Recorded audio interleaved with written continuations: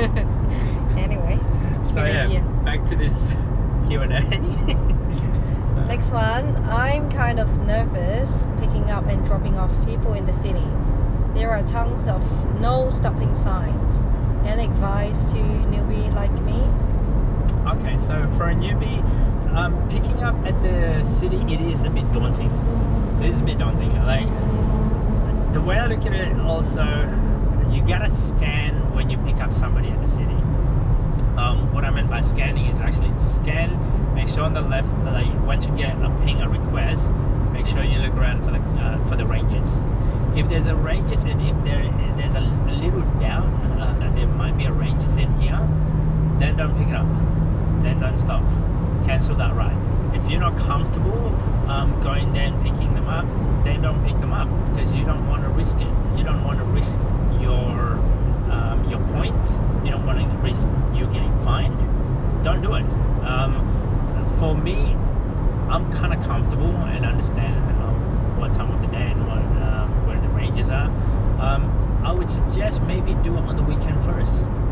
Because on the weekend there's less ranges, there's a lot of, I guess, the non-stopping, they can actually change on the weekend. So do it on the weekend first and figure out, okay, can I actually stop here? Just stop there only for a pickup, not to hang around for 10 minutes. Okay, so I mean the CBD, it is a bit hard, so I usually hang around at the rocks. There's a lot of parking around at the rocks. But because of that, there's going to be a lot of cars, Uber driver cars. The other one would be Darling Harbour, same thing. There's going to be a lot of Uber driver cars because there's parking in there. But in the heart of the city, until you get to know the city, if you're not comfortable, don't drive there. I mean, you dropped off the passenger as quickly as possible, safely, and then after that, don't pick up any passenger. But after a while, you kind of know where you need to stop. You kind of understand, I guess, what time is the peak hour, what time is the range is going to be coming in. And also there's a lot of, I guess, a lot of 40k sign and a lot of cameras, and that's why I don't like being in the city. But after a while, you get used to it. Now, what I meant by after that a while is like as soon as you've done about 20,000 passengers, you get about 20,000. Yeah. At about 10,000 customer loan passengers, I'm still a bit yeah or nay. After 20,000, you get used to it. How many have you got? I've done about 100 plus. What? Gonna check. Yeah, let me double check actually. Anyway, go on to the next question. Oh, next one. Oopsie, I lost my... I would like to connect with you. Did you have WhatsApp? Oh, okay. Have a WhatsApp or Telegram group? Would love to have you to be my mentor. I mean, you can connect me on this channel. You know, by write down a I think there's questions. email that can contact, Yeah, you can right? email me direct. I mean, there is an email on the About Me page on this channel. Sorry, I've done 15,000. So 15,000 passengers. So please be mindful though, I don't drive for Uber full time anymore. And I don't recommend it to drive full time for Uber. Because they're, as much as I love the company, yes, there's a pros and cons on this company. But like you mean just ride sharing, right? Yeah, Not only for I Uber. don't It's do not. just 100% ride sharing as my income. I do other things. When I did those videos, actually just as an experiment. That was just my experiment. Not recommended to try to hit that $2,000 mark income anymore. Purely in the sense of your body's you're gonna get tired. It's very monotonous. You're seeing the same road over and over again. It's fun in the beginning, but after a while, you kind of need to figure out ways to get out of that. So I'll say ideally for using Uber or any ride sharing to earn money as a part-time or on the way is really good. yeah, if you are Going like, to one destination to another destination, or you have spare few hours during weekends. yeah, don't treat that as your full-time job. I mean, I did it for about 3 years in a row. To be honest with you, I got job offered, I think like 3 or 4 times. That's the beauty thing about Uber. I got job offers like a salesperson, and I got job offers like, to be honest with you, one of the jobs that I'm doing right now is actually because I met one of the managers or something looking to hire people like me. So yeah, it's great, right? Like if you are between jobs, you'll be amazed who you talk to. Sometimes you meet a HR manager that they have a problem, and who knows, you can solve that problem and it can lead you to a job. And yeah, like especially if you have like a 9-to-5 job or so, I mean Uber is a great way. If you are driving to work, then yeah, definitely, and your car is actually suitable for Uber, definitely it's worth it. I mean, one of the locations that I have to drive twice a week, let's say, I have to go to Parramatta office and I have to go to Hornsby office. So for me, on the way home from my office job, let's say, it is a lot more profitable than for me to catch public transport.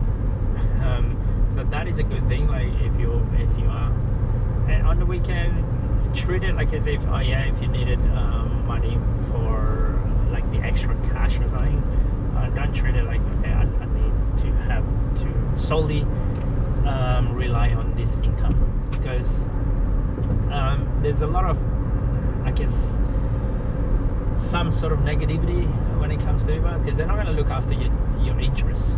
Okay, what I meant, like if you don't log on, you don't get paid. If you don't get a passenger, you don't get paid. They're not going to take care of your expenses on your car. Yeah, if you get a fine, they're not going to reimburse. So the reason why my wife said this is because I did get fined a couple of times. At the beginning. In the beginning. So be careful if you're new. If you're new, do stick to the limit. Look at the lights. The lights. Make sure your concentration level is very high. Make sure that you follow all the rules there is. You're scanning all the time. So because once you had a car accident, you just stop working. Your car's not working. You're not working. That's it. So that's the other thing. Uber's not going to look after you. Like if you have an accident, yeah, they said that they're going to take care of your insurance and all that jazz. But I had 2 accidents on when I was driving with my Hyundai i30, but both of those is not my fault, luckily enough. So a car hit me from the back, and then a car hit me on the side. So in 2 different occasions. And to get the fix, I gotta put my registered Uber car to a panel beater to get a fix. But at the same time, it's because I'm not logged on, I don't get paid on that car vehicle registered. So for some, you gotta have that thought. Like if you're part of my expenses is that as well. Part of my expenses, just in case of emergency that I don't work, I can grab that part of that $500 expenses. Because I think it was like a week and a half when I don't actually drive for Uber while I'm getting my car fixed. I mean, yeah, alright, you can rent a car, but I don't know. Like to me, I'd rather take that vacation day off instead of renting a car.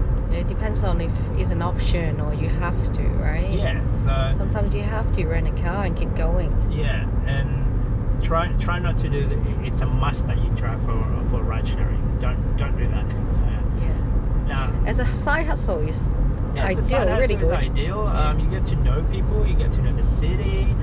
You'll be amazed the type of people that you'll be talking to.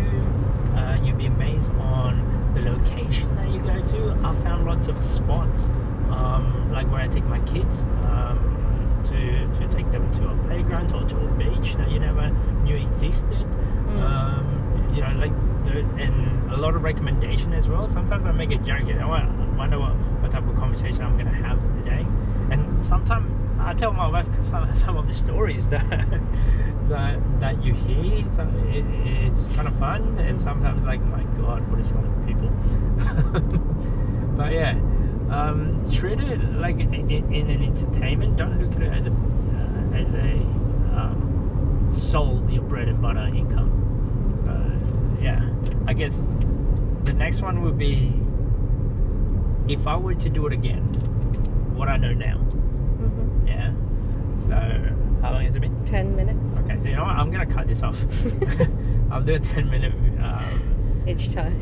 or so that way it won't bore you guys. So yeah, I'll do another Q&A, or I'll do like what I've learned. If I would have done it next one. Hopefully this helped you guys.